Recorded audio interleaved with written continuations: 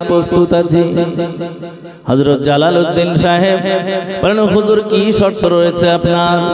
ওই সময় দাদা পীর সাহেব রহমাতুল্লাহ আলাইহি বলেন, বাবা জালাল, আমি যে উত্তরটা দেব আমার মরণের আগ পর্যন্ত তুমি কাউকে বলতে পারবে না। ফুরফুরার জমিনে শুয়ে আছেন এখনো আমার আপনার পীর মুজাদ্দিদুজ্জামান আলা হযরত দাদা হুজুর পীর কিবলা রহমাতুল্লাহ আলাইহি। ওই সময় দাদা পীর সাহেব রহমাতুল্লাহ আলাইহি ওই মাওলানা জালালকে বললেন, বাবা জালাল, আমার যদি শুক্রবারে মওত না হয়, আমি তোমাকে অর্ডার দিলাম, নির্দেশ দিলাম, হুকুম দিলাম, আমার শুক্রবারে মওত না হলে তুমি বলবে আমি আবু বকর একজন ভণ্ড পীর। ভণ্ড পীর, এই বোঝা যায় আমার কথা? দাদা হুজুরের কথা বলছি। ভণ্ড পীর বলে বেড়াবে বাবা যদি আমার শুক্রবারে মওত না হয়। বড় কথা বলো, মারাত্মক কথা। জালালউদ্দিন সাহেব রহমাতুল্লাহ আলাইহি পীর সাহেব রহমাতুল্লাহ আলাইহির কথাটা শোনার পরে বলেন, হুজুর আপনার শর্ত আমি মেনে নিলাম, আমি কথা দিলাম আপনি যতদিন জিন্দা থাকবেন এই কথা আমি কোনোদিন বলবো না।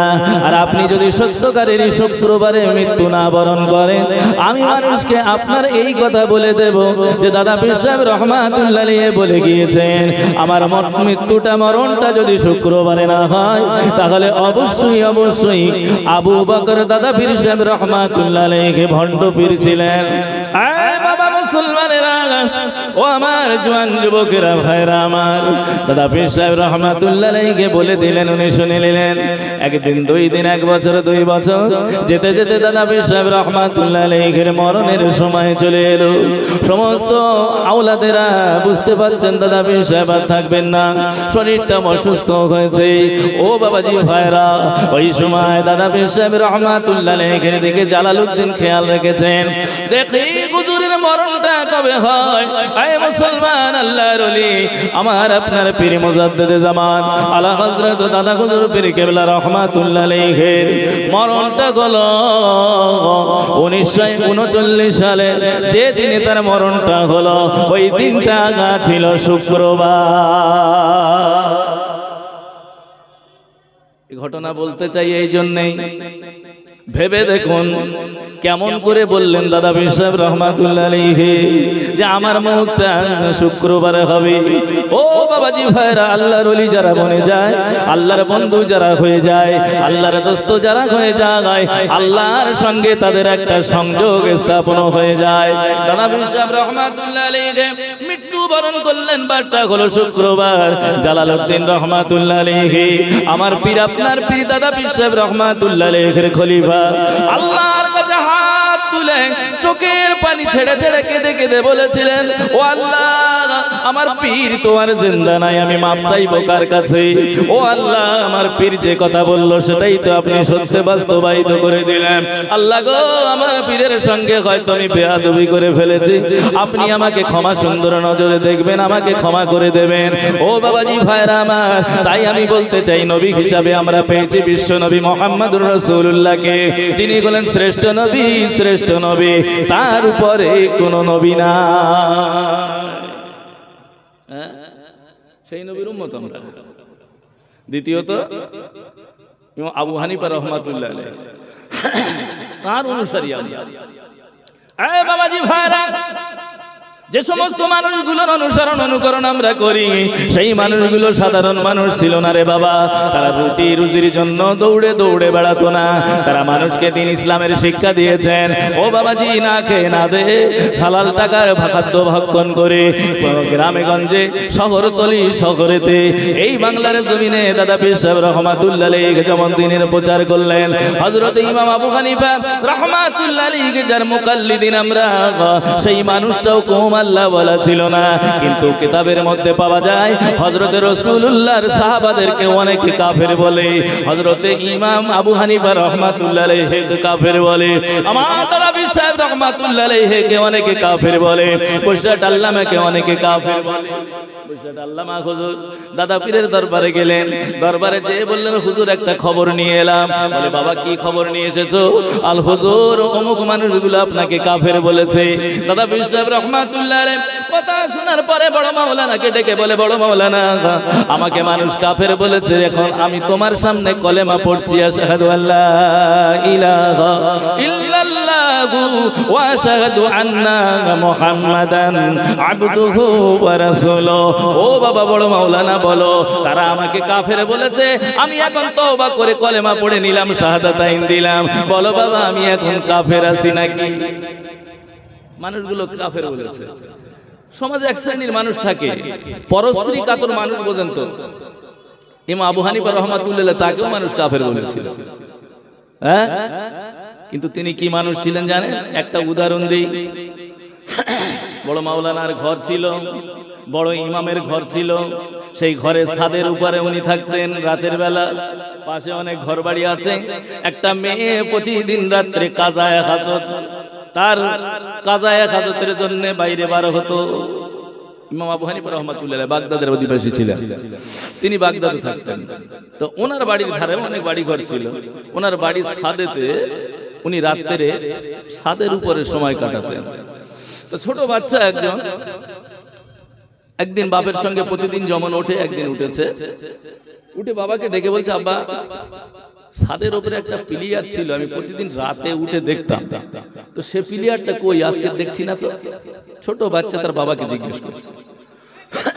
যখনই আমি ফাঁকে উঠতাম, বাইরে উঠতাম, প্রসাব পায়খানার প্রয়োজন হলে আমি দেখতাম ওই বড় ইমামের ছাদের উপরে একটা প্লেয়ার ছিল, খুঁটি ছিল, সেটা তো আজকে দেখছি না, কোথায় গেল? ছেলে ছোট বাচ্চা প্রশ্ন করছে বাবাকে, হ্যাঁ? বাবা প্রশ্ন শুনে চোখের পানি ছেড়ে দিয়ে কাঁদে। ও বাবা, তুমি বলছো বড় ইমাম আবু হানিফা রাহমাতুল্লাহ আলাইহির ছাদের উপরে একটা প্লেয়ার তুমি দেখতে, সেটা আজকে দেখতে পাচ্ছ না? বাবারে ওটা প্লেয়ার ছিল না, তুমি রাত্রে যে জিনিসটা দেখতে ওটা হলো ইমামে আজম আবু হানিফা রাহমাতুল্লাহ আলাইহি। আমরা যখন ঘরে ঘুমে অগর হয়ে থাকতাম, ইমাম আবু হানিফা রাহমাতুল্লাহ আলাইহি রাতের অন্ধকারে তিনি ঘরের আরামের বিছানা ছেড়ে দিয়ে ছাদের উপরে উঠতেন। ওই ছাদের উপরে দাঁড়িয়ে দাঁড়িয়ে আল্লাহর ইবাদত করতেন, নামাজ করতেন, নামাজ পড়তেন, নামাজ পাঠ করতেন। ও বাবা শুনে রেখে দাও, আজকের দুনিয়ার জমিন থেকে ইমাম আজম আবু হানিফা রাহমাতুল্লাহ আলাইহি বিদায় নিয়েছে, তিনি আর দুনিয়ার জমিনে নাই, তাই তুমি প্লেয়ারটা দেখতে পাও না। ও বাবাজি ভাইরা, আমি একটা কথা আপনাদের বলতে চাই, বড় ইমাম আবু হানিফা রাহমাতুল্লাহ আলাইহি রাত জেগে আল্লাহর ইবাদত করতেন, তাই তো তিনি হতে পেরেছিলেন আল্লাহর একজন মস্ত বড় ওলি। আয় মুসলমান ভাই আমার বাবাজিরা, ইমাম আজম আবু হানিফা রাহমাতুল্লাহ আলাইহিকে মারা হলো বিষ দিয়ে জেলখানার মধ্যে।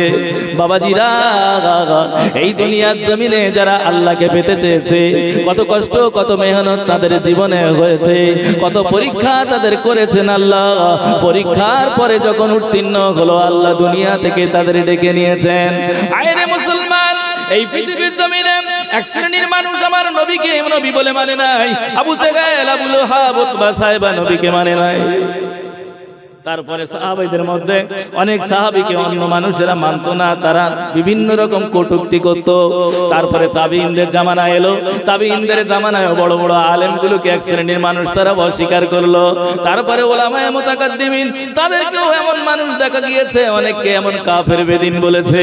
তারপরে আস্তে আস্তে আজও পর্যন্ত সেই ধারাবাহিকতা বজায় রয়েছে, আজও সেই ধারাবাহিকতা রয়ে গেছে। হ্যাঁ, আপনারা যারা ফোন ব্যবহার করেন, এখন তো সবার হাতে ফোন, দেখেন না? হ্যাঁ, আমি একটা হাদিস তেলাওয়াত করেছি।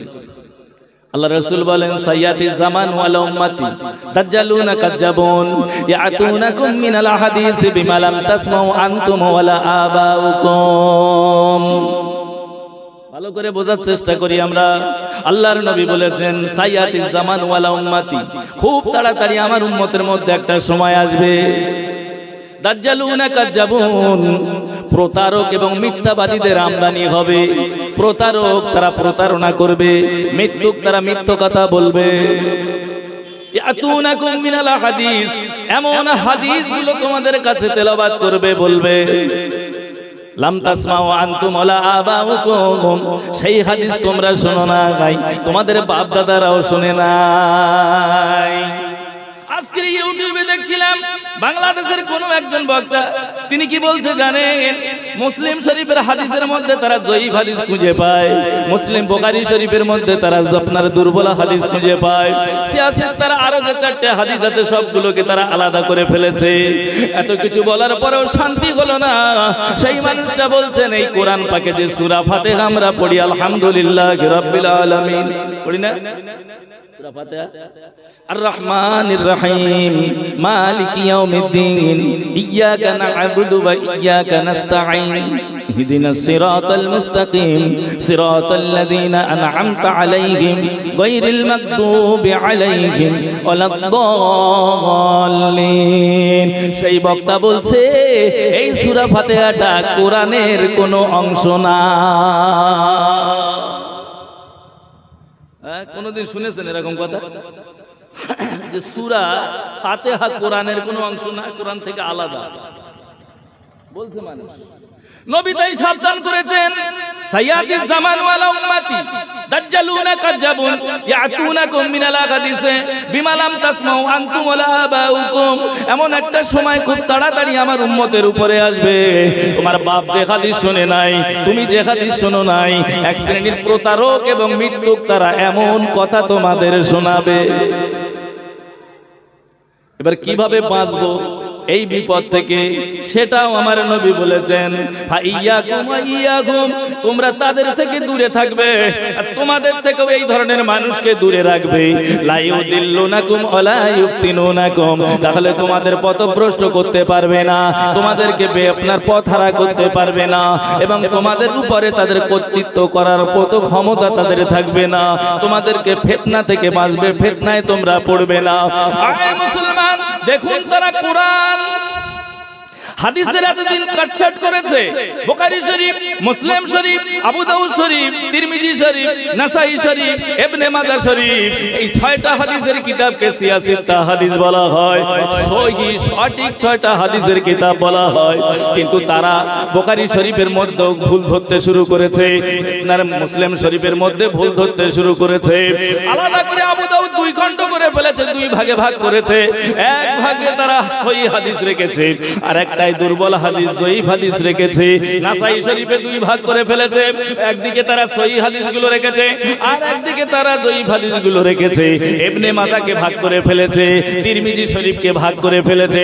খুব তাড়াতাড়ি হয়তো তারা বুখারী শরীফকে আলাদা করে ফেলবে, মুসলিম শরীফকে আপনার আলাদা করে ফেলবে, এমন কি তারা কোরআনকেও আলাদা করতে চাইছে। সূরা ফাতিহাকে কোরআনের অংশ নয় বলে তারা দাবি করছে। আয় মুসলমান, আমাকে আপনাকে সাবধান হতে হবে, মহামূল্যবান ঈমানটুকু আমাকে আপনাকে বাঁচাতে হবে, আমার আপনার বাঁচতে হবে। বড় ফিতনার সময় এসে গেছি আমরা, বড় ফিতনা। হ্যাঁ, দেখেন না সমাজে এক শ্রেণীর মানুষ আছেন, তারা ইয়া নবী পড়তে যেয়ে দাঁড়ায় না। এক শ্রেণীর মানুষ আছেন আজানের পরে হাত তুলে দোয়া করে না।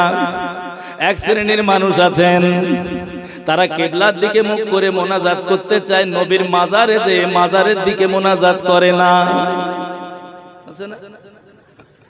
এই সমস্ত হচ্ছে। দেখেন আপনারা যারা ইউটিউব ব্যবহার করেন আমার সঙ্গে একমত হবেন নিশ্চয়ই। উদ্ভট উদ্ভট কথাবার্তা বলছে, ঈমানটুকু শেষ করার পরিকল্পনা করছে। আজানের পরে হাত তুলবো কি তুলবো না, এক শ্রেণীর মানুষ এ নিয়ে মাথা ব্যথা করছে। হাত নাভির নিচে বাঁধবো না বুকের উপরে বাঁধবো, এ নিয়ে ঝামেলা করছে। আচ্ছা বলুন তো দেখি, এগুলোকে শরীয়তের মূল কাঠামোর মধ্যে পড়ে? তো পড়ে না। আল্লাহ রাসূল বলেছেন ইসলামের মূল ভিত কটা? 5টা। কলেমা, নামাজ, রোজা, হজ আর যাকাত, এই 5টা মূল বিষয়। আবার অনেকে ঝামেলা করছেন নবী নূরের তৈরি না মাটির তৈরি। এ নিয়েও ঝামেলা করছে। আরে এমন কথাবার্তা বলছে, কেউ ওকে কাফের বলছে, ও ওকে কাফের বলছে। আমার মনে হয়েছে ক্ষুদ্র জ্ঞানে এখন দুনিয়া নয়, এটা বড় একটা ফিতনা এসে হাজির হয়েছে। আমি একজন গুনাহগার, নালায়েক। আমি একটা উপদেশ আপনাদের দেব, আপনি 5 ওয়াক্ত নামাজ আদায় করেন, নামাজ ছাড়বেন না, রমজানের রোজা ছাড়বেন না। টাকা যদি হয়, আল্লাহর হুকুম যদি আপনার উপরে এসে যায়, আপনি যাকাত আদায় করবেন। আর আপনি কি করবেন? হজে যাবেন। আয় মুসলমান, এই 5টা কাজ আল্লাহর নবীর কাছে একজন গ্রাম্য মানুষ এসেছেন, এসে আল্লাহর নবীর সামনে এসে বলেন, আসসালামু আলাইকা ইয়া রাসূলুল্লাহ, আসসালামু আলাইকা ইয়া হাবিবাল্লাহ। আয় আল্লাহর নবী, আয় আল্লাহর বন্ধুরে, আমি আপনাকে কিছু জিজ্ঞাসা করতে চাই। বলো, কি বলতে চাও? বলো, হুজুর এমন একটা আমল বলে দিন, সেই আমল করলে আমি যেন জান্নাতে যেতে পারি। এমন একটা আমল বলে দিন আমাকে, যা করলে জান্নাতে যেতে পারি। আমার মনে হয়েছে ভাই, আমরা যারা আম মানুষ, সাধারণ মানুষ, আমাদের কিন্তু ঈমান রাখা বড্ড কঠিন হয়ে যাচ্ছে। মানে বক্তায় বক্তায় ঝামেলা, আলেমে আলেমে ঝামেলা, তাই না? আমরা সাধারণ মানুষের একটা প্রশ্ন যাচ্ছে না, আমরা কোথায় যাব? হ্যাঁ, আমরা কোথায় যাব? আমি বলি আপনাদের, আমার এটা কথা আপনার শোনাচ্ছি আমি, যদি ভালো লাগে আমার মনে হয় কাজ হবে বলে আমার মনে হচ্ছে। আমি কিন্তু ফুরফুরা সিলসিলা ভক্ত একজন মাওলানা, নগণ্য আমি একজন, জ্ঞান বুদ্ধি আমার তেমন কিছু নাই, কিন্তু তারপরেও আমার যেটা বলা দরকার বলে মনে হয়েছে সেটা বলছি। কি করবো আমরা? নবীজির কাছে এসে বললেন, ইয়া রাসূলুল্লাহ, এমন একটা আমলের কথা বলুন যা করলে আমি জান্নাতে যেতে পারবো। আল্লাহ নবী বললেন, তুমি কি মুসলমান হয়েছো? আল্লাহ নবী সাহাবা বলেন, হুজুর আমি তো আগে ঈমান এনে মুসলমান হয়েছি। আল্লাহ নবী হাদিসের মধ্যে জানায়, ইন্নাল ইসলাম ইয়াহদিমু মা কানা ক্বাবলা, যে মানুষটা মুসলমান হয়ে যায় তার আগের तमाम গুনাহগুলো maaf হয়ে যায়। হুজুর আমি তো মুসলমান, ঈমান এনেছি। ওই সময় আল্লাহ নবী বলেন, ও বাবা, তুমি 5 ওয়াক্ত নামাজ আদায় করবে। 5 ওয়াক্ত নামাজ, আরে আমরা তো জানি ফজর, যোহর, আসর, মাগরিব, ঈশা, এই 5 ওয়াক্ত ফরজ নামাজ তুমি আদায় করবে। ওই সময় জিজ্ঞাসা করেন, ইয়া রাসূলুল্লাহ, ইয়া হাবিবাল্লাহ, আমি এই নামাজ ছাড়া কি আমার আর কোন নামাজ পড়তে হবে? আল্লাহর নবী বলেন, বাবা তুমি যদি চাও নফল নামাজ পড়তে পারো। আপনার সুন্নতের প্রশ্ন, তো সুন্নত কি হবে? আরে সুন্নত তো পড়তে হয়। এটা সুন্নত 2 প্রকার আছে, একটা হলো মুআক্কাদা, একটা হলো গায়ের মুআক্কাদা। এমন কিছু সুন্নত আছে যেগুলো না পড়লে গুনাহ কাবিরা হয়, আবার কিছু সুন্নত আছে যেগুলো না পড়লে গুনাহ হয় না। আমি আপনাদের কাছে একটা কথা জিজ্ঞেস করি, নিশ্চয়ই উত্তর দিতে পারবেন। আচ্ছা বলুন তো দেখি, আসরের নামাজ কত রাকাত? 8 রাকাত। আমরা সাধারণত পড়ি কয় রাকাত? 4 রাকাত না? তাহলে এই যে 4 রাকাত, এটা সুন্নতে গায়ের মুআক্কাদা। আর জোহরের সময় আমরা কত রাকাত নামাজ পড়ি? 12 রাকাত না? প্রথম 4 রাকাত কি সুন্নাত, তারপর 4 রাকাত ফরজ, তারপর 2 রাকাত সুন্নাত, তারপর 2 রাকাত নফল, তাই না? মাগরিবের বেলা কয় রাকাত নামাজ পড়ি? 7 রাকাত। 3 রাকাত হলো ফরজ, 2 রাকাত হলো সুন্নাত, 2 রাকাত হলো নফল। আচ্ছা এশার বেলা কত রাকাত নামাজ পড়ি? 17 রাকাত। প্রথম 4 রাকাত সুন্নতে গায়ের মুআক্কাদা। আমরা অনেক সময় পড়ি, অনেক সময় পড়ি না। কোথা থেকে পেয়েছি এটা? নবীজি করেছেন তাই আমরা করি, ঠিক আছে না? আল্লাহ রাসূল অন্য হাদিসে বলেছেন, মান সাল্লা সালাতানা ওয়াস্তাকবাল কিবলাতানা ওয়া আকালা যাবিহাতানা ফাকাদ ইসতাকমালাল ঈমান, আও কামা ক্বালা নবী সাল্লাল্লাহু আলাইহি ওয়াসাল্লাম। আল্লাহর নবী বলেন, যে মানুষটা আমার নবী আমার মতো নামাজ আদায় করলো, মান সাল্লা সালাতানা আমাদের নামাজের মতো নামাজ আদায় করলো, আও ইস্তাকবাল কিবলাতানা আমাদের কিবলার দিকে আমাদের মতো করে কিবলামুখী হলো, ওয়া কালা যাবিহাতানা আর আমাদের জবাই করা প্রাণী যেমন খাই ওই রকম খেলো। এই 3টে কাজ যারা করবে, আল্লাহর নবী বলেন সেই মানুষটা তার ঈমানকে পরিপূর্ণ করে ফেলেছে। যে কথা বলছিলাম আমি, কোন কথা বলছিলাম? ওই যে গ্রাম্য মানুষটা এসে বলল, হুজুর কি করব? রাসূল বললেন 5 ওয়াক্ত নামাজ, ফরজ নামাজ তুমি আদায় করবে। বললেন, হুজুর তাছাড়া আর কিছু করতে হবে? আল্লাহর নবী বললেন, বাবা তুমি যদি চাও তাহলে তুমি নফল নামাজ পড়তে পারবে। এই জায়গায় একটা কথা বলে রাখি, পৃথিবীতে যত মানুষ আল্লাহ ওয়ালা হয়েছে সব মানুষগুলো বেশি বেশি বেশি বেশি নফল ইবাদত করার কারণে আল্লাহ খুশি হয়ে তাদেরকে বন্ধু বানিয়ে নিয়েছে। আল্লাহ যারা ওলি না, শুধু 5 ওয়াক্ত নামাজ পড়ে আল্লাহর ওলি হয় নাই, তারা অধিকাংশ মানুষগুলো তারা কি অতিরিক্ত নফল ইবাদত করতেন। কিন্তু আল্লাহ রাসূল কি বললেন যে তুমি যদি চাও নফল ইবাদত করতে পারো। বলে হুজুর এছাড়া আমার আর কোনো কাজ আছে? আল্লাহর রাসূল বলেন বাবা তুমি যদি রমজান মাস পাও, রোজার মাস পাও, তাহলে রমজান মাসে 1 মাস ফরজ রোজা আদায় করবে। কি করবে? 1 মাস রোজা। আচ্ছা বলুন তো আমাদের 1 মাস রোজা করতে হয় নাকি 30 দিন রোজা করতে হয়? কঠিন প্রশ্ন বলো, এটা ভেবে চিন্তে বলো। ধরে নেন 29টা রোজা হলো, আর একটা হলে 30টা হতো, কিন্তু চাঁদ দেখা গেল 29-এর দিবাগত রাত্রে। অনেকে বলেন হায় রে 29টা করতে পারলাম আর একটা করতে পারতাম না, হলে রোজাটা পুড়ে যেত। বলে না, আল্লাহর রাসূল বলেছেন এটা হলো কিয়ামতের একটা আলামত। মানে রমজান সম্পর্কে মানুষ এত উদাসীন থাকবে, এই কথাটাও তারা জানবে না যে 1 মাস রোজা করতে হয়, 30 দিন না। এটাও কিয়ামতের একটা আলামত।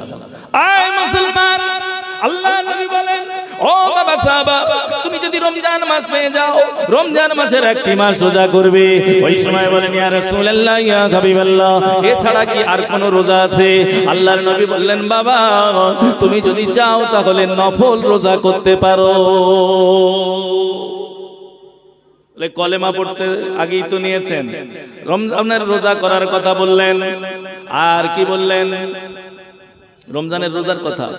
এবার বললেন বাবা শুনে রাখো, আল্লাহ যদি তোমাকে সম্পদ দেয়, নির্দিষ্ট পরিমাণ সম্পদের মালিক তুমি যদি হয়ে যাও, তাহলে তুমি যাকাত আদায় করবে। তখনও পর্যন্ত হজ ফরজ হয় নাই।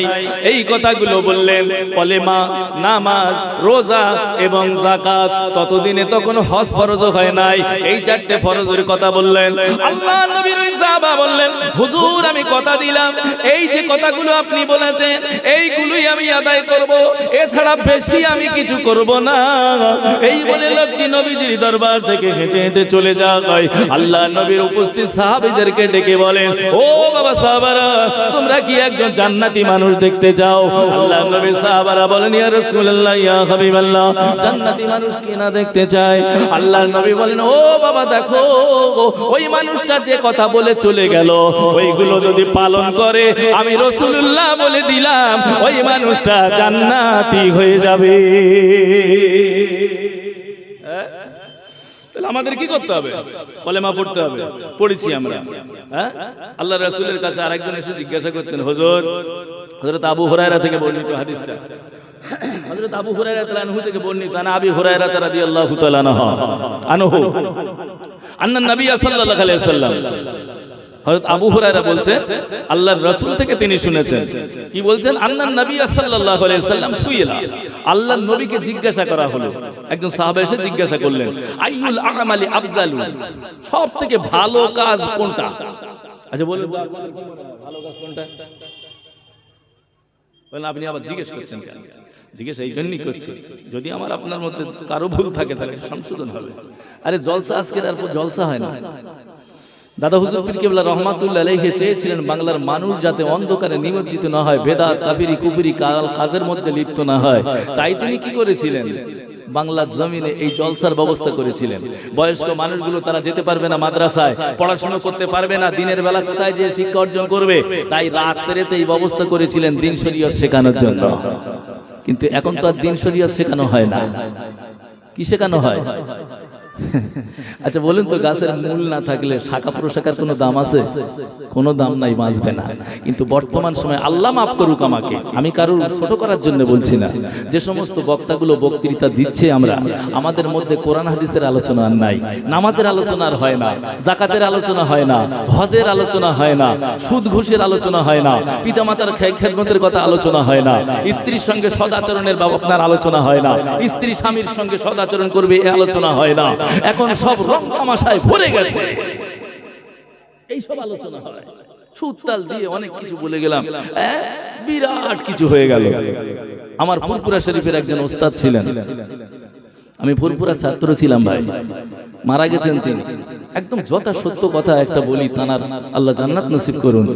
তিনি কি বলছে জানেন? একদিন ক্লাসে বলে, আরে তোদের উত্তর 24 পরগনায় দাওয়াতে গিয়েছিলাম, যে ওয়াজ করলাম, আর ওয়াজের পরে তখন তো এখন ওই গাড়ি ঘোড়া, আমি একটা গাড়ি নিয়ে এসেছি, আমার বাড়ি চলে যাবো, কিন্তু সেই সময় তা হতো না, বক্তারা আসতেন আর এই স্টেজেই বসতো সব। এখন বক্তাদের ধরন পাল্টে গেছে, এখন আমি এখান থেকে নামবো আর এক জায়গায় চলে যাব। আমি মাঝে মাঝে ভাবি, সত্যি বক্তাগুলো এত আল্লাহওয়ালা হয়ে গেছে, এরা দিনের খেদমতের জন্য ছুটোছুটি করে সারা রাত ধরে, সারা রাত দৌড়দৌড়ি করছে, এখান থেকে হয়ে গেল, এখান থেকে আরেক জায়গায়, ওখান থেকে হয়ে গেল, ওখান থেকে আরেক জায়গায়। হ্যাঁ, তাদের উদ্দেশ্য যদি দিনের স্বার্থে হয় আমার কিছু বলার নাই, আর যদি দিনের স্বার্থে না হয় তাহলে ভাই অনেক কিছু বলার আছে। ধর্মপরায়ণ যদি সত্যিকারের আল্লাহর দিন প্রচারের জন্য আমরা ছুটি, তাহলে নিশ্চয়ই আল্লাহ পাক যা যা দেবেন বলে আমি আশা রাখি ইনশাআল্লাহ। আর যদি বলি না, এখান থেকে ওখানে, ওখান থেকে ওখানে, এখান থেকে নেমে গেলাম, ভাই আমি এই সময় নামবো, চলে যাব, বক্তা আসছে না, বলছে ভাই 10 মিনিট একটু ধরে রাখেন, হ্যাঁ 10 মিনিট একটু ধরে রাখেন, 10 মিনিট, বলছে না ভাই আমার অন্য জায়গায় যেতে হবে। এখন নেমে গেলাম, ধরলেন আমি, এবার টাকা দেওয়ার পালা, যা বলেছিলাম তাছাড়া 500 টাকা কম দিচ্ছে। আমি বক্তা কি করলাম, সেই কমিটির ছেলেদের সঙ্গে 8 ঘন্টা ধরে সেখানে ঝগড়া করছি, না আমার দিতে হবে ভাই, বলা ছিল। কিন্তু যখন বলেছিলাম বক্তা আসেনি, 10টা মিনিট ধরে রাখেন, তখন বলেছিলাম আমার হাতে সময় নিয়ে চলে যেতে হবে, 500 টাকা যেই কম হয়েছে ওখানে 8 ঘন্টা ধরে ঠেলাঠেলি হয়েছে। আল্লাহ মাফ করুক, আমি কারোর বেইজ্জতি করার জন্য বলছি না, ঘটনা ঘটছে এরকম। সেই জন্য আমি সরকারি চাকরি করি একটা, আপনি হয়তো বলতে পারেন ভাই, বা কেউ বলতে পারেন যে আপনি না টাকা পাচ্ছেন মাসে মাসে, ওই জন্য। যদি এই কথা বলেন ভাই যে আপনি টাকা পাচ্ছেন তাই আপনার এত চাহিদা নেই, এত আপনার টাকার চাহিদা নাই, বা এই নাই সেই নাই, আমি তাহলে বলবো ভাই সত্যি যদি তুমি এই কথাই বলতে চাও, তাহলে তুমি টাকার জন্যই ছুটছো এক জলসা থেকে আরেক জায়গায়, দিনের জন্য করছো না, দিনের ধর্মের জন্য ছুটছো না। ভাই আমার বাবাজিরা, আল্লাহর নবীর কাছে এসে একজন জিজ্ঞাসা করলেন, কি বললেন? হযরত আবু হুরায়রা বর্ণনা করছেন, সুইলা প্রশ্ন করলেন, আইউল আমালি আফজালু, সবথেকে উত্তম কাজ হলো কোনটা? আল্লাহর নবী বলেন, আল ঈমানু বিল্লাহি ওয়া রাসূলিহি, আল্লাহ এবং আল্লাহর রাসূলের প্রতি বিশ্বাস করা, এটাই হলো পৃথিবীর মধ্যে সবথেকে ভালো কাজ। ভালো কাজ কোনটা? আলিমানু বিল্লাহি ওয়া রাসূলিহি আও কামা ক্বালা নবী সাল্লাল্লাহু আলাইহি ওয়াসাল্লাম, আল্লাহ এবং তার রাসূলের প্রতি ঈমান আনা, বিশ্বাস স্থাপন করা, এটাকে বলা হয় সবথেকে প্রথম ভালো কাজ পৃথিবীতে। আবারও সুইলা সুম্মা মাজা, আবারও জিজ্ঞাসা করলেন, ইয়া রাসূলুল্লাহ তারপরে কোন কাজটা? তারপরে কোন কাজ? আল্লাহ নবী বললেন, আল জিহাদু ফিসাবিলিল্লাহ, পৃথিবীর দ্বিতীয় বৃহত্তম কাজ হলো আল্লাহর রাস্তায় জিহাদ করা, আল্লাহর রাস্তায় লড়াই করা। ও বাবাজি একবার ফিরে দেখুন ফিলিস্তিনের জমিনের মুসলমানগুলোর দিকে তাকান। কিছুদিন আগে মায়ানমারে কি অবস্থা হলো, চীনে উইঘুর মুসলমানদের উপরে কি হচ্ছে, সেই জায়গার মুসলমানগুলো কে তাবলীগে নিয়ে ঝগড়া করে না, কে সুন্নাতুল জামাত নিয়ে ঝগড়া করে না, কে ফুরফুরা সিলসিলা এই ঝগড়া করার সময় তাদের নাই। ও বাবা কে দেওবন্দি এ ঝগড়া করার সময় তাদের নাই। শত্রু পক্ষের পক্ষ থেকে, ইহুদিদের পক্ষ থেকে ঝাঁকে ঝাঁকে বোমগুলো যখন মারছে, সাপ এবং মানুষ একই জায়গায় বর্ষাকালে যেমন এক গাছে আশ্রয় নেয়, ওই জায়গার মুসলমানগুলো তারা একতাবদ্ধ হয়ে লড়াই করে। আমরা বাংলার জমিনে এগুলো ফুরফুরা, ওগুলো দেওবন্দি, ওগুলো তাবলীগ, ওগুলো এটা, ওগুলো সেটা, নামাজ আপনার মুনাজাত করা যাবে কিনা, ইয়া নবী সালামু আলাইকা দাঁড়িয়ে বলা যাবে কিনা, এই সমস্ত নিয়ে আমি আপনি পাগল। আল্লাহ নবীকে জিজ্ঞাসা করলেন, হুজুর সুম্মা মাজা, তারপরে ভালো কাজ কোনটা? আল্লাহর নবী বলেন, আল জিহাদু ফিসাবিলিল্লাহ, আল্লাহর সঙ্গে আল্লাহর পথে যুদ্ধ করাটা হলো ভালো কাজ। এখন যুদ্ধ ভালো কাজ, জঙ্গি কথা আমরা শুনি না? জঙ্গি মুসলমানদের একটা বড় লকব হয়েছে, জঙ্গি। জঙ্গি বোরকা পরে গেলে মানুষ ঘুরে দেখে না, দেখে, তাই তো কে যাচ্ছে তার ঠিক নাই। কিন্তু রাসূলের জামানায় কি ছিল জানেন? মুসলমানদের দেখেও মুসলমানেরা মুসলমান হতো। আর এখন মুসলমান দেখলে ঘৃণা করে অন্য সম্প্রদায়ের মানুষ। কথায় কথা বেড়ে যায়। আল্লাহ রাসূলের জামানায় মদিনার রাস্তা দিয়ে একজন ইহুদি যাচ্ছে। ইহুদি যেতে যেতে যেতে যেতে বেশ কিছু দূর যাবার পরে দাঁড়িয়ে বলছে, মনে হয় আজকের এই রাস্তা দিয়ে কোনো মুসলমান যায় নাই। কেন এমন কথা বলছে? জিজ্ঞেস করলে, আপনি এমন কথা বলছেন কি করে যে এই রাস্তা দিয়ে এখনো পর্যন্ত কোনো মুসলমান যায় নাই? ইহুদি এই কথা বলছে শুনে একজন, কেন আপনি এমন বলছেন কেন? বলে, দেখতে পাও না রাস্তায় কি জিনিসগুলো পড়ে রয়েছে রাস্তার উপরে? রাস্তার উপরে যে জিনিসগুলো পড়ে রয়েছে এগুলো মানুষের কষ্ট হবে, চলতে পায়ে লাগবে। কিন্তু মুসলমান যদি রাস্তা দিয়ে যায় না, আর সেই রাস্তায় কষ্ট দিতে পারে এমন কিছু যদি পড়ে থাকে, মুসলমানরা সেটা সরিয়ে না সরিয়ে সেখান দিয়ে যায় না। জানে রাস্তায় যদি কোন রকম কষ্টদায়ক কিছু পড়ে থাকে, পাথর বলুন, কাঁটা বলুন, যা কষ্ট পেতে পারে মানুষ, এরকম জিনিস রাস্তায় পড়ে থাকলে তাহলে ওরা সরিয়ে দিয়ে তারপরে যায়। কেন? তাদের নবী মুহাম্মদ একটা বড় কথা বলেছেন, হ্যাঁ, ঈমানের 69টি শাখা আছে। সে শাখার ভিতর একটা হলো ইমাতাতুল আযা আনিত তারিক, রাস্তা থেকে কষ্টদায়ক জিনিস সরিয়ে দেওয়া হলো ঈমানের একটা অঙ্গ। মুসলমান যে রাস্তাতে যাবে সেই রাস্তায় কোনোদিন কষ্টদায়ক জিনিস পড়ে থাকতে পারে না। আর বর্তমান সময় মুসলমান দেখেছেন, আপনার এলাকায় মনে হয় ভালো আছে, আমার এলাকায় নাই। 5 লাখ টাকা, 10 লাখ টাকা, 20 লাখ টাকা দিয়ে ঘর করে রাস্তার ধারে, আর ওই যে মশলা মাখানোর তাগারটা তারা 100 ইট বিছিয়ে করে না, রাস্তার উপরে করে। মশলা মাখায় কোথায়? রাস্তার উপরে। কিন্তু রাসূল বলেছেন ইমাতাতুল আযানিত তারিক, 69টা শাখার ভিতরে একটা শাখা হলো রাস্তা থেকে কষ্টদায়ক জিনিস সরিয়ে দেওয়া। মুসলমান করে। এ মুসলমান চাষবাস করে, যারা যত চাষ আলির ধারে, আর ঘর করার সময় পাশে যদি রাস্তা থাকে 20 লাখ টাকা দেও ঘর করবে, তারপরেও 100-200 ইট তাগাড় বানায় না। এই মানুষের চলার রাস্তায় সেখানে তাগাড় বানায়, মশলা ফেলে, সেখানে মিশায়। ওই রাস্তা দিয়ে যেতে গেলে মানুষের কষ্ট হয়, মানুষের দুঃখ হয়, কষ্ট পায়। এমনকি এমনও রেকর্ড আছে, বালু পাথর রাস্তার পাশে ফেলার কারণে বহু মানুষ অ্যাক্সিডেন্ট করে মারা গেছে। সেই মুসলমান আর এই মুসলমান, সেই মুসলমান আর এই মুসলমান। হ্যাঁ, একটু দরুদ শরীফ আল্লাহুম্মা সাল্লি আলা সাইয়্যিদিনা, একটু মন খুলে পড়ে।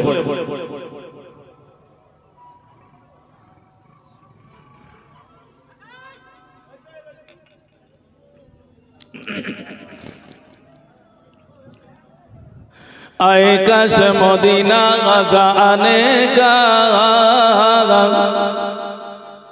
आए काश मदीना जाने का, कुछ गायब से सामान हो जाए। महबूब खुदा की, महबूब खुदा की रोज़े पर कुर्बान मेरी जान हो जाए। आए काश मदीना जाने का, कुछ गायब से सामान हो जाए। अल्लाहुम्मा, একটু ভক্তি সঙ্গে একটু উচ্চ আওয়াজে বলো।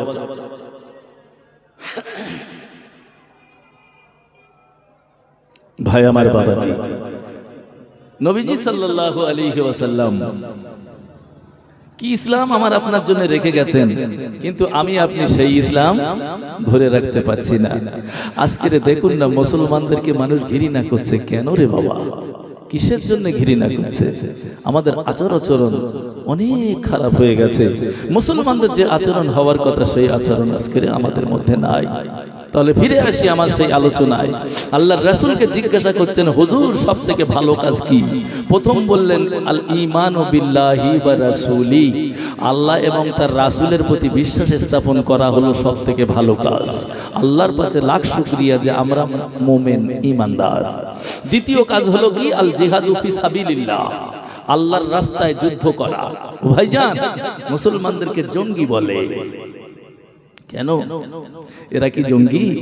জঙ্গি কথাটা আর সন্ত্রাসবাদ সন্ত্রাসী কথাটা কিন্তু আলাদা।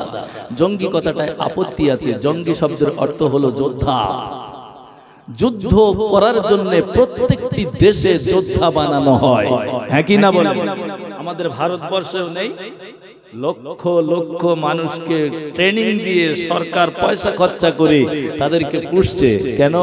বাইরের দেশের আক্রমণ থেকে বাঁচার জন্য। সন্ত্রাসবাদ, সন্ত্রাসী আর জঙ্গি কথা দুটো আলাদা। যাই হোক, আল্লাহ রাসূল কি বললেন? আল জিহাদু ফি সাবিলিল্লাহ। আবারও জিজ্ঞাসা করেন,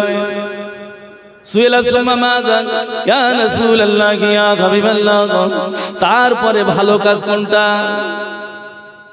এক নম্বর আল্লাহ রাসূলের প্রতি ঈমান আনা, দুই নম্বর হলো আল্লাহর রাস্তায় লড়াই করা, তৃতীয় নম্বর হলো আল্লাহর নবী বলেন হজ্জুন মাবরুরুন, কবুলকৃত হজ। এমন হজ তুমি করলে যে হজটা আল্লাহ কবুল করে নিয়েছেন, এই হজটা হলো ভালো কাজ। কারণ আল্লাহর নবী বলে যে মানুষটা হজ করলো, কোন রকম ঝগড়া করলো না, কোন রকম ফসকে ফুজুরি করলো না, আল্লাহর রাসূল বলেন কারজা ওয়ালাদাত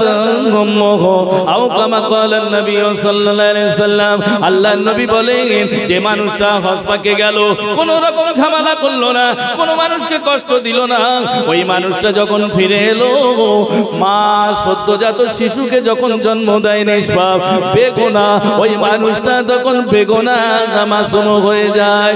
আল্লাহর নবী বলেন হজ্জুন মাবরুরুন, এটা হলো সব থেকে ভালো কাজ।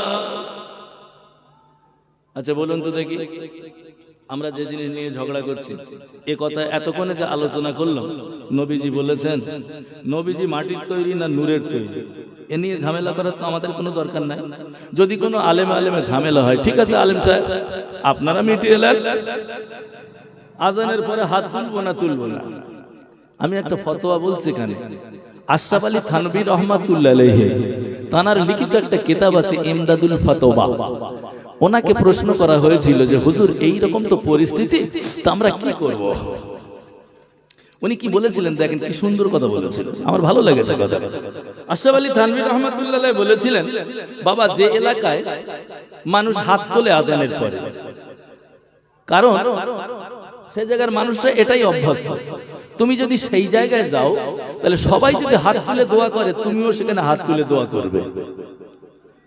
আর এমন একটা জায়গা যেখানে কেউ আজানের পরে হাত তুলে দোয়া করে না, যদি হাত ওঠায় এমন লোক তুমি সেখানে থাকো, তাহলে সেই জায়গাটায় আর হাত তুলো না, তাহলে আর সমস্যা হবে না। কিন্তু এই নিয়ে আমরা ঝামেলা করি। বলুন নামাজি কি সংখ্যা বেড়েছে না কমেছে? মানুষ হিসাবে, মানুষের অনুপাত যদি হিসাব করেন, নামাজি কিন্তু কম। আমি একটা হাদিস বলেছি, হাদিসটার আলোচনা করব। আল্লাহ রাসূল সাল্লাল্লাহু আলাইহি ওয়াসাল্লামের একটা হাদিস হযরতে আলী রাদিয়াল্লাহু তাআলা আনহু থেকে বর্ণিত মওকুফ হাদিস বলে, ইউশিকু আয়াতি আলান নাস জামান লা ইয়াবকা মিনাল ইসলাম ইল্লা ইসমু। আল্লাহর নবী বলে, হযরত আলী রাদিয়াল্লাহু আনহু বলেন ইউশিকু আয়াতি আলান নাস, মানুষের কাছে একটা খুব তাড়াতাড়ি একটা সময় চলে আসবে, লা ইয়াবকা মিনাল ইসলাম ইল্লা ইসমুহু, ইসলামের কিছুই বাকি থাকবে না, শুধু নামটা থাকবে।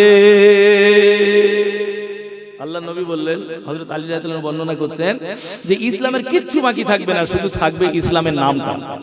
দেখুন না আজকের বর্তমান সময় একটু খেয়াল করে দেখুন না, ইসলামের কি বাকি আছে, কি মানছি আমরা? আপনার এলাকায় মসজিদ আছে, বলুন তো ইমাম সাহেবের ডেকে ফজরের সময় কজনা মানুষ জমাতে হয়? একটা সমীক্ষা বলছে বিশ্বে মাত্র 2% মানুষ, সারা বিশ্বের হিসাব 2% মানুষ ফজরের নামাজ পড়ে, 2 জন শতকরা। ইসলামের কি বাকি আছে? ইসলাম বলেছে তোমাকে 5 ওয়াক্ত নামাজ পড়তে হবে, ইসলাম বলেছে রমজানে রোজা করতে হবে, ইসলাম বলেছে টাকা থাকলে তোমাকে হজ করতে হবে, টাকা থাকলে তোমাকে যাকাত দিতে হবে, ইসলাম বলেছে সুদ খাওয়া যাবে না, ইসলাম বলেছে মদ খাওয়া যাবে না, ইসলাম বলেছে পিতামাতাকে কষ্ট দেওয়া যাবে না, ইসলাম বলেছে অন্যের মাল কেড়ে নেওয়া যাবে না, খুন করা যাবে না, হাজানি করা যাবে না। আয় মুসলমান, বুকে হাত দিয়ে বলুন, আমার আপনার সমাজের দিকে একটু খেয়াল করে দেখুন, আমার সমাজে মুসলিম যারা বাস করি কজন আমরা নামাজ পড়ি, কজন মানুষ আমরা রোজা রাখি, কজন মানুষ হজে যাচ্ছে, কজন মানুষ যাকাত দিচ্ছে। দেখুন না, হযরত আলী বলছেন তাড়াতাড়ি শুনে আসুন, শুধু ইসলামটার নাম থাকবে আর কিছু থাকবে না। ইসলামের নাম বাকি রয়েছে। পিতামাতার কথা বলছেন, যারা বৃদ্ধ পিতামাতা আছে দেখুন না, একটু হিসাব নিয়ে খবর নিয়ে দেখুন না। একজন মানুষ হজে যাবে, হজে আরে ওলি হোক, মৌলানা হোক, মুফতি হোক, কারি হোক, খুব ইবাদত গুজার বান্দা, কিন্তু সবকিছু ঠিক থাকলেও মা বাবার জায়গায় ঠিক না থাকলে তো শুধু আটকে যাবে। কি হবে তাহলে? হজে যাবে, হজে মাকে এসে বলছে মা এবার আমি হজ পাকে যাব। কাবা শরীফের সংলগ্ন এলাকায় তিনি বাস করেন, পদব্রজে যাওয়া যায়, পায়ে হেঁটে যাওয়া যায়। মা বলছে বাবা তুই আমার একমাত্র ছেলে, আমার শরীরটা খারাপ, মরে যায় যদি, তুই কি আমার জানাজাটা পড়বি না? তো বলুন তো দেখি, বর্তমান সময়ে জানাজা পড়ানোর মতন বাচ্চা কজনা বাড়ি তৈরি করেছি আমরা? বিয়ে পড়েছি ভাড়া করা মূল সাহেবের, মা মারা গেছে জানাজা পড়িয়েছি ভাড়া করা মূল সাহেবের, বাবা মরে গেছে তার জানাজা পড়েছি ভাড়া করা মূল সাহেবের, মা বাবার সব কলমাখানি করেছি ভাড়া করা মূল সাহেব দিয়ে, সবে বরাতের সময় ভাড়া করা মূল সাহেব দিয়ে বাড়ি বাড়ি কোরআন তেলাওয়াত করাই, সব তো ভাড়া করা। নিজের আছে কি? দুটো ছেলে, তিনটে ছেলে, চারটে ছেলে, একটা ছেলেকে কি বানাতে পেরেছি যে আমি যখন মরে যাব সে অন্তত আমার জানাজাটা পড়াবে? সারা জীবন তো তার জন্য অনেক কষ্ট মেহনত করলাম, অনেক কিছু করলাম, মরে যাবার পরেও সে ভাড়া করা মৌলী সাহেব করবে? হবে রে ভাই। জানেন এটা?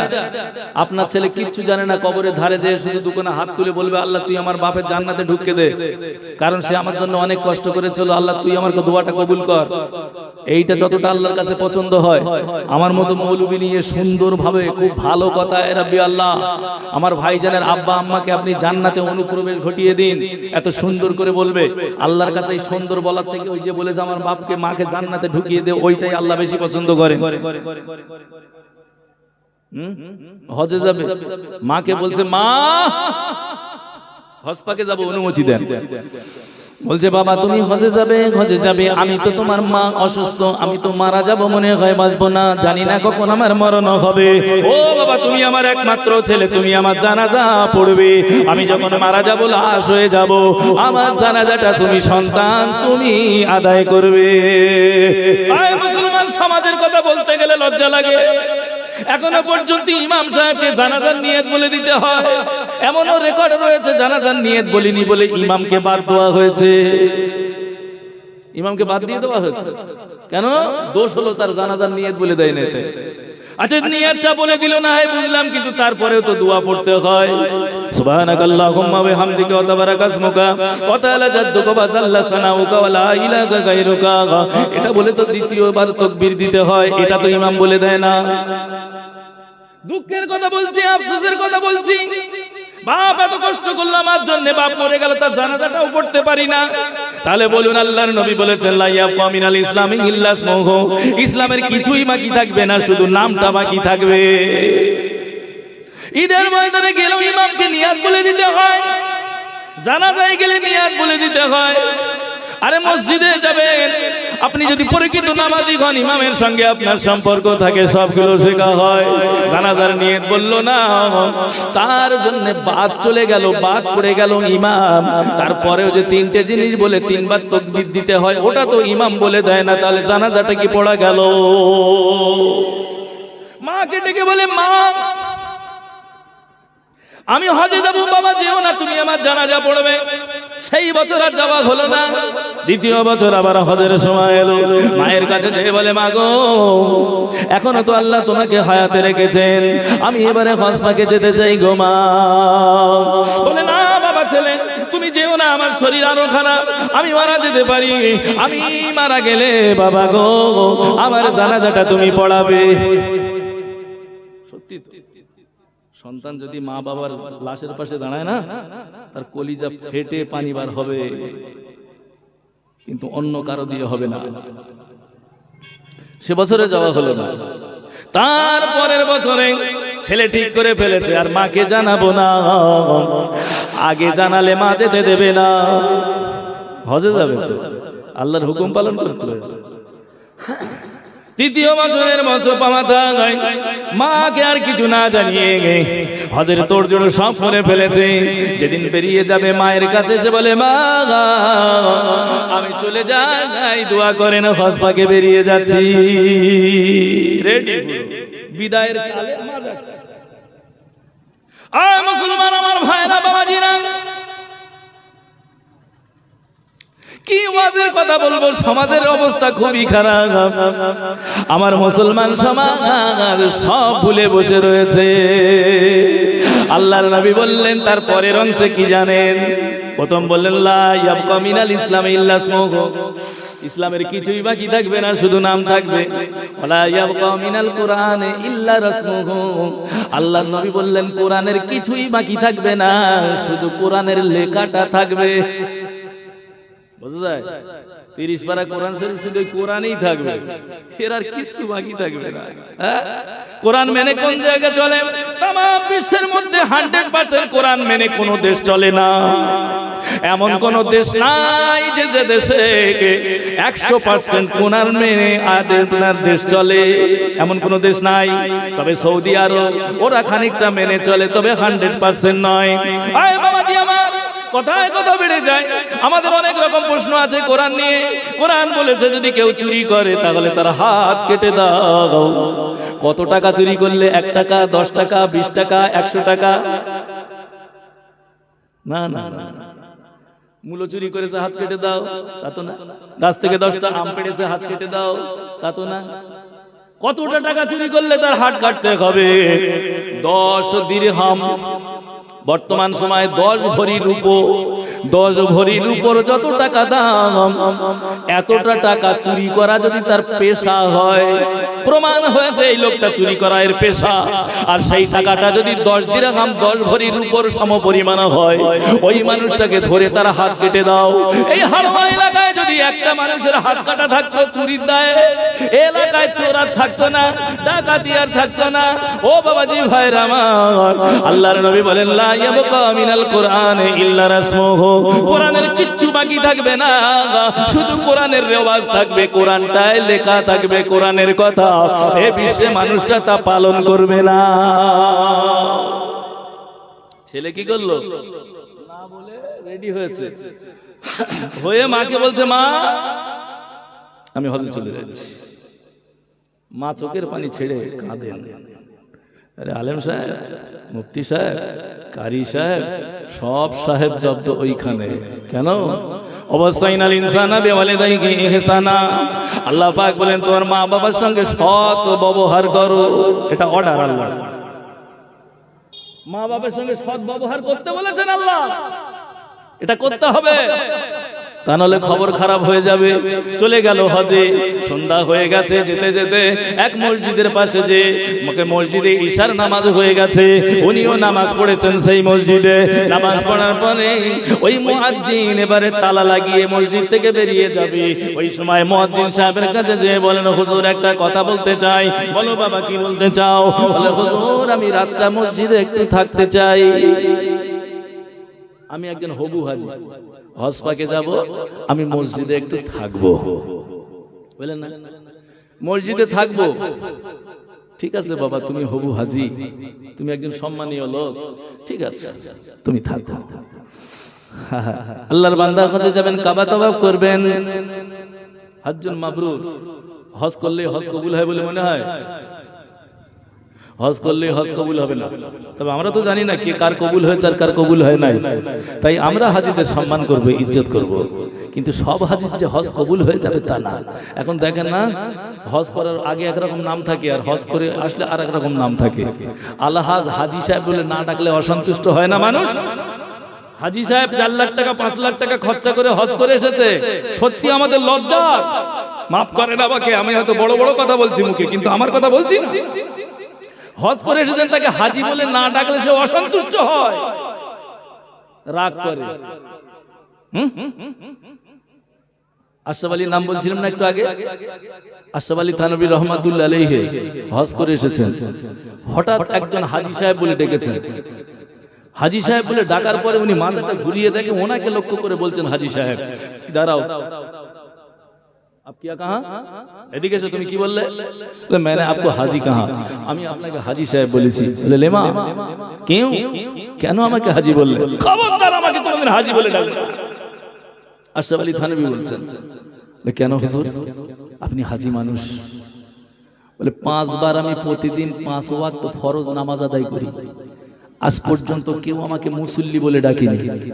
নামাজ পড়লে তাকে আরবিতে মুসল্লি বলে।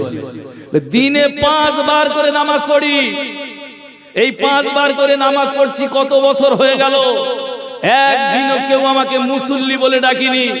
আর একবার শুধু হজ করে এসেছি, আমাকে হাজি বলে ডাকছো? খবরদার আমাকে হাজি বলে ডাকবে না। বোঝা গেছে আমার কথা? কিন্তু হাজি হজ করে এলে তাকে হাজি না বললে কষ্ট পায়। দোকানদার যদি হয় ব্যানার পাল্টে ফেলে, ধরে নেন একজনের নাম আব্দুল্লাহ, হজ করে এসেছে, এবার ব্যানারে লিখছে আলহাজ আব্দুল্লাহ, লোক দেখানো হবে না। মসজিদে থাকবো, ঠিক আছে আপনি থাকুন, আপনি একজন হবু হাজি। ওই মুসলমান আমার বাবাজিরা ভাইরা, একটু খেয়াল করুন, আল্লাহর নবীর কথা, ইসলামের কিছুই বাকি থাকবে না, শুধু নাম থাকবে। কোরআনের কিছুই বাকি থাকবে না, শুধু রেওয়াজটা থাকবে, রেশমটা থাকবে, লেখা থাকবে। ঠিক আছে থাকুন আপনি। এবারে রাত্রেতে সবাই চলে গেল। ওই হবু হাজিটা মসজিদে দাঁড়িয়ে দাঁড়িয়ে নফল নামাজ করে, নফল নামাজ আদায় করে। নফল নামাজ কোরআন পাকে সূরা ফুরকানে আছে, ইবাদুর রহমানিল্লাযীনা ইয়ামশুনা আলাল আরদি হাওনা ওয়া ইযা খাতাবাহুমুল জাহিলুনা ক্বালু সালামা ওয়াল্লাযীনা ইয়াবিতুনা লিরাব্বিহিম সুজদান ওয়া কিয়ামা। ঈমানদার কারে বলে?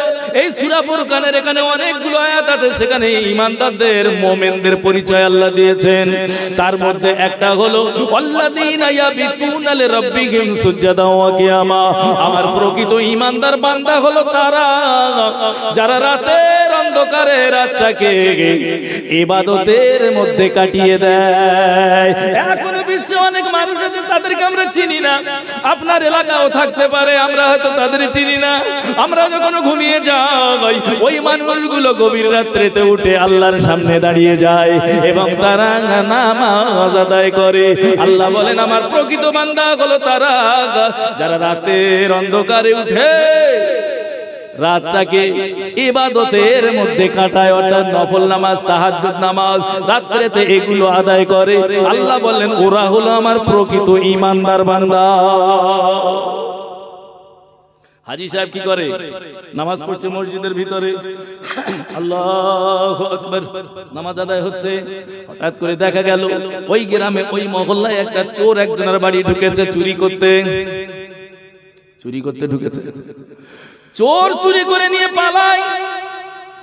এলাকার মানুষ দেখে ফেলেছে, পিছন দিক থেকে ধাওয়া করে, তাড়িয়ে নিয়ে যায়। ও দেখে ভাব খারাপ, মসজিদের পাশে এসে দেখে মসজিদের দরওয়াজা খোলা আছে। ও ওই মসজিদে ঢুকে গেছে চুরির মাল নিয়ে। দেখে হায় রে বড় সুযোগ, এখানে তো একজন বান্দা রয়েছে নামাজ ইবাদত বন্দেগী করে, দাও পুটুলিটা ওর পাশে দিয়ে দাও। জানালাটা খালি ছিল, জানালা দিয়ে উধার দিয়ে টপকে বেরিয়ে গেল।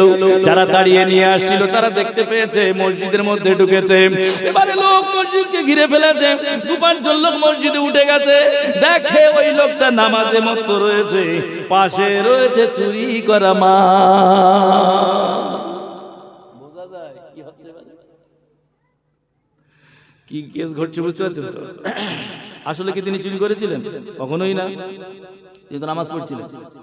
চোর চুরি করে পালানোর সময় নিজেকে বাঁচানোর তাগিদে মসজিদের দরজা খোলা দেখে ঢুকে পড়েছে। যে সুযোগ একটা পেয়ে গেছে, এই তো একজন মানুষ আছে, তো নামাজ পড়ছে, পাশে রেখে চুরি করা মালটা অন্য দিক দিয়ে টপকে বেরিয়ে গেছে। গ্রামের লোক ঢুকে গেল, দেখে এবারে চোর কে সেটা তো ওরা জানে না।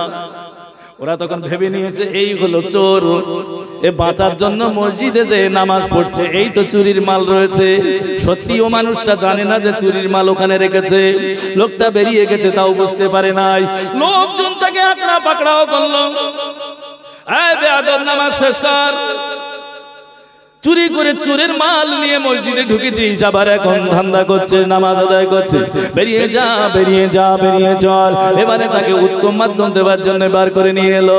ধুমধাম বেশ কিছু বাড়ি দিয়ে দিল। গ্রামের মোড়ল বিচারকের কাছে নিয়ে গেল। ও মোড়ল জাহাপনা, দেখুন না, এই লোকটা চুরি করেছে মাল, এই হলো মাল, চোর মাল সহ ধরা পড়েছে। এ এখন মসজিদে যে আবার নামাজ আদায়